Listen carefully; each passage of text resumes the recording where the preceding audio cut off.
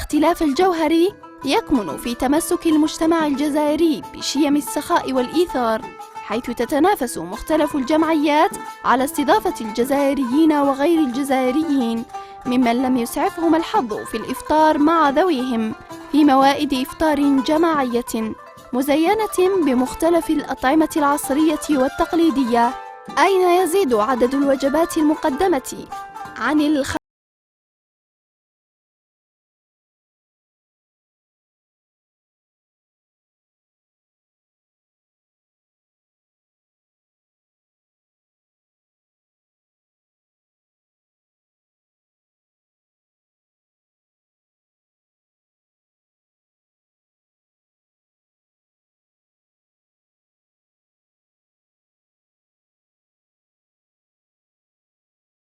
أضحت لصيقة بالمجتمع الجزائري وواجهة معبرة عن السياسة الاجتماعية التي تنتهجها الحكومة، أين تمازجت المبادرات بين تلك التي ترعاها السلطات المحلية والتي يرعاها الخواص والجمعيات الخيرية، مجسدة صورة روحانية للتضامن الاجتماعي.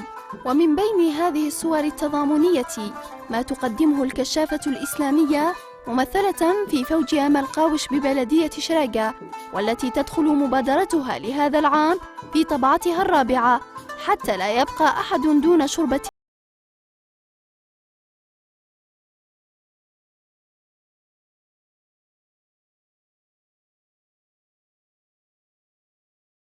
إذن فوج أمال قاوش للكشافة الإسلامية الجزائرية إذن في طبعته الرابعة القيام بمشروع ألا وهو إفطار الصائم مائدة رمضان. إن شاء الله احنا هدف من هذه المائدة هي أنه أولا نكونوا جو عائلي. إذن هاد المتطوعين ولاد الحومة ولاد الكشافة النساء المتطوعات ربي يجازيهم خيرا إن شاء الله على ما قدموه خلال هذه الأيام الأولى من شهر رمضان، وإن شاء الله نكملوا بهذه الوتيرة. إذا حققنا من خلال هذه المائدة 600 وجبة، يعني في اليوم الثالث 600 وجبة يوميا، 150 تقدم للعائلات، 50 تقدم للمستشفيات، مستشفى مصطفى باشا. إذا يعني الناس اللي يجوا باش يزوروا المرضى الى اخره ما كاش وين يفطروا، اذا قدمنا لهم درنا لهم مائده في المستشفى، 50 اخرى تقدم للسبيطار تاع الابيار. اما الباقيه اذا حوالي 300 وجبه تقدم وجبه ساخنه هنا بمقر الفوج. اذا هذا كله يعني بفضل الله عز وجل وبفضل المحسنين ورجال الاعمال الذين ساهموا في يعني انجاح هذه.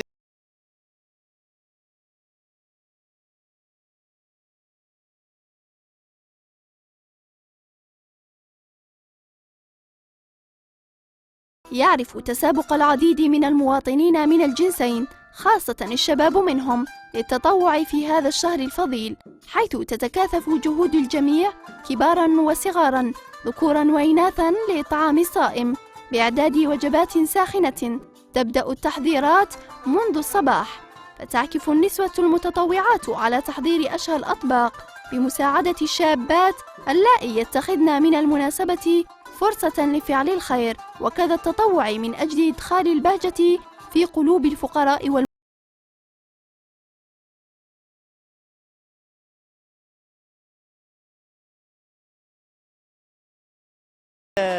شهر رمضان الكريم. أنا نجو هنا كمتطوعات، نجو الصباح باش نعاونوا ونساهموا باش نفطروا الصائمين.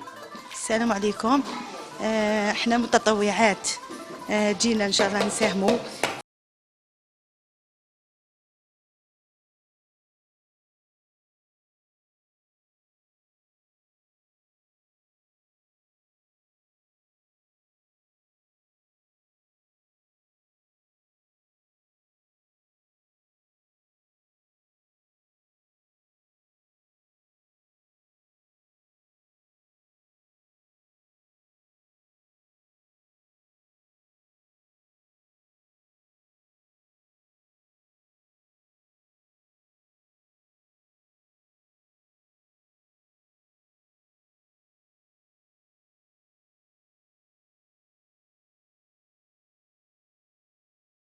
الفتيات وجدنا في الحدث فرصة للتأكيد على مهارتهن في الطبخ والاهتمام بالكوزينة ومستلزماتها، ما يخلق جواً من التنافس الشريف لإتمام أكبر قدر من الأعمال.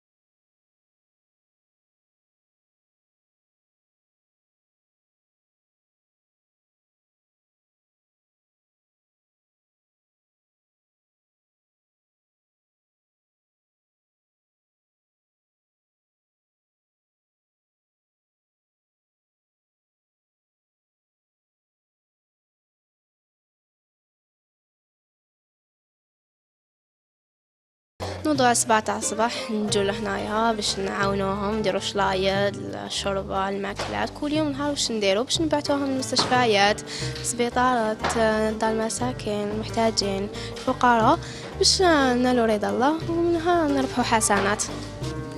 نديروا شلاضه وعندنا شتات حواطات اليوم ونوجدوا هذوك عابرين السبيل باش نديروا الخير ونالوا رضا.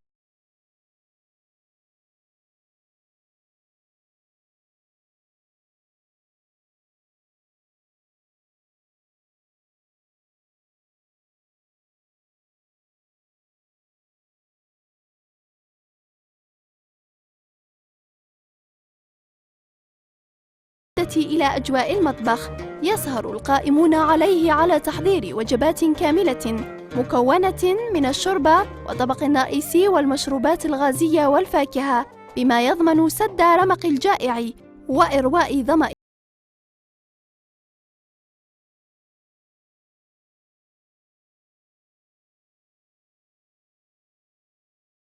الفوج تاعنا فوج امال القاوش بشراقه. كما راكم تشوفوا اليوم جيتوا المقر تاعنا، يعطيكم الصحه بهذه الزياره تاعكم. راكم تشوفوا جينا لهنا يعني جينا متطوعين، جينا نخدموا بمناسبه شهر رمضان الكريم المعظم. كيما عندنا درنا شطيحه لحم، شطيحه دجاج بطاطا، ودرنا شوربه فريك. وكما شفتوا المرشدات تاعنا كانوا يوجدوا في شلاضه. وحنا كما على بالكم في القوانين العشرة من القوانين العشرة الكشاف نافع ويساعد الآخرين. كما كتشوفوا حنايا خاطر كاين هناك الناس يعني عابر سبيل، كاين ناس بعاد. حنا كما على بالك الجزائر الله يبارك كبيرة فيها 48 ولاية، طفي ما يقدروش كاع. كاين عباد هنا خدامين، كاين ما كاش وين يفطروا، يجوا لهنا المقر تاعنا يصيبوا يعني كلش واجد كشغل حاجة ما تخصهم كأنهم يعني في العائلات تاعهم. ونسبة أيضا لحديث الرسول عليه الصلاة والسلام من فطر صائما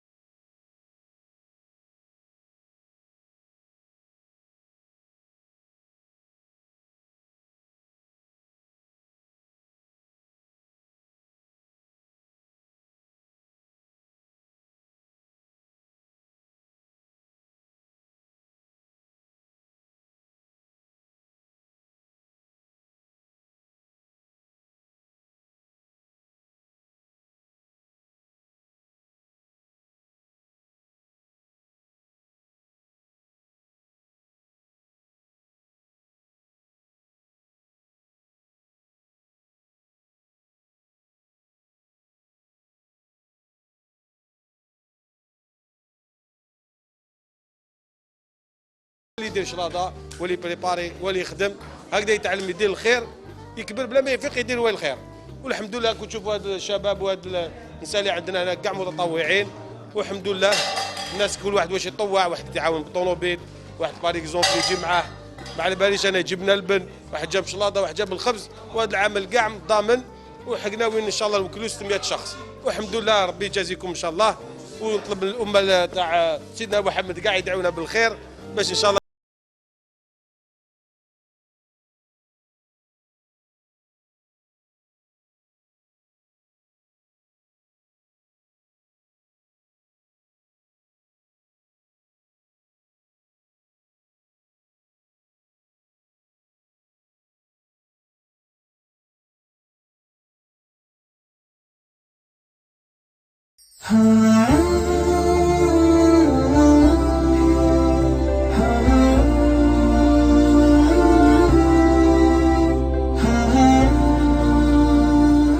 وبحضور أغلب المتطوعين يبدأ تحضير الموائد بتقطيع الخبز ووضع الصحون ومستلزمات الطاولة أسوة بالسنة النبوية الشريفة التي شرعت الإفطار على الرطب أو التمر اقتداء بقوله صلى الله عليه وسلم: إذا أفطر أحدكم فليفطر على تمر فإنه بركة، فإن لم يجد تمرا فالماء فإنه طهور.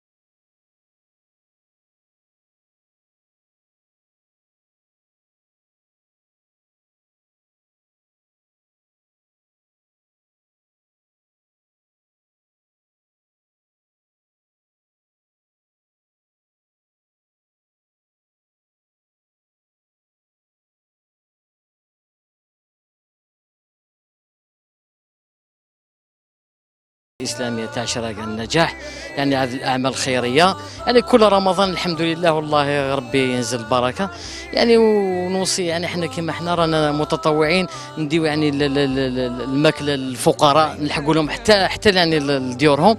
وانا يعني نتمنى ان شاء الله يزيدوا يجيو متطوعين اخرين يعني بالسيارات تاعهم يجيو يعاونونا يعني باش نوصلوا نلحقوا الماكله للفقراء، خاش كاين ربما كاين عجايز ما يقدروش يعني يجيو، وكاين عائله بولادها ما تقدرش تجيو، احنا نلحقوا لهم في سبيل الله. وان شاء الله ربي يتقبل منا ان شاء الله، وربي يبارك، وان شاء الله يقوي يعني المحسنين، فانت يزيد يقوي المحسنين في هذه الاعمال الخيريه. وان شاء الله كل رمضان رانا هنا ان شاء الله.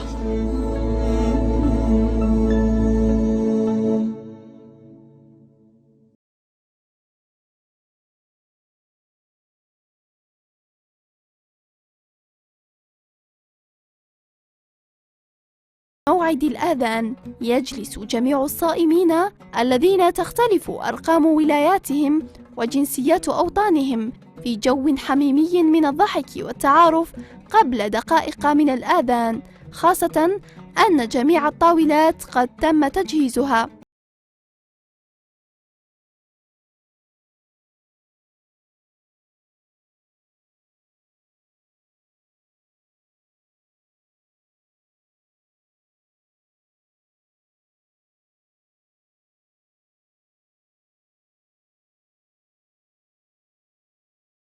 يعني كما راكم تشوفوا احنا جماعة الخير يعني نكونوا نساهموا بكل باش يكون يعني الصائم في احسن الاحوال، خاصة يعني اللي راهم يسكنوا برا، خاصة يعني عندنا اكثر من 400 نوروبا يعني في اليوم، وخاصة عندنا شوية برك ايام الاسبوع كالخميس والجمعة يعني ينقصوا يروحوا البلاد.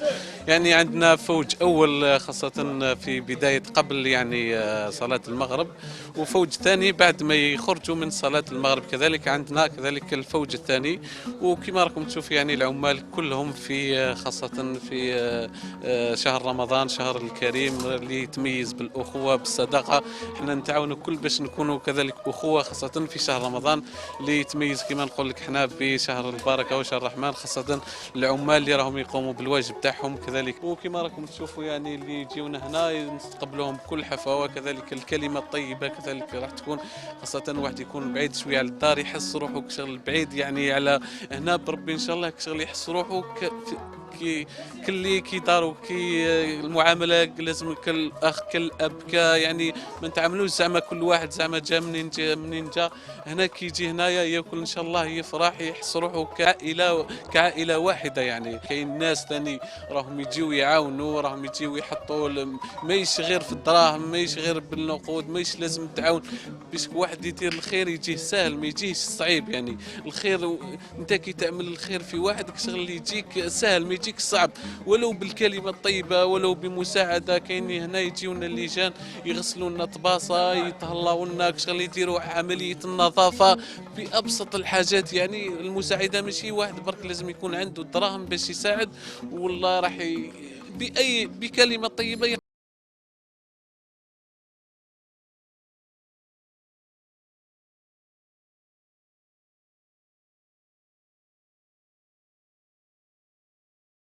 مع المؤذن يباشر الجميع إفطارهم، ولا تسمع إلا جيب الطبق هذاك، زيد شوية خبز، جيب الشوربة. وعبر العديد من الصائمين عن فرحتهم بالمجهودات المبذولة في سبيل الاهتمام بهم وتذكرهم في مثل هذه المناسبات التي تعكس صورة التلاحم والتراحم بين المسلمين والإحسان.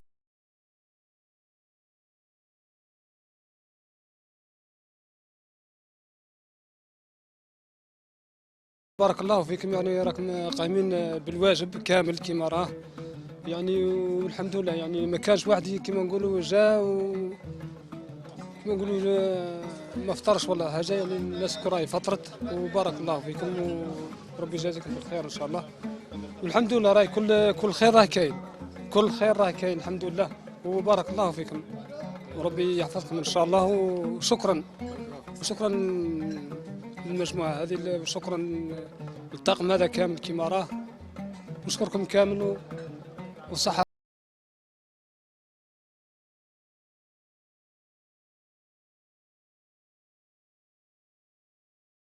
الموائد لا تستثني أي شخص، حيث تتميز مطاعم الرحمة في الآونة الأخيرة بوجود العديد من الأشقاء السوريين المتواجدين بالجزائر، وكذا رعايا الدول الإفريقية المجاورة على غرار مالي والنيجر وغيرها، الذين كان لهم رأي في الموضوع.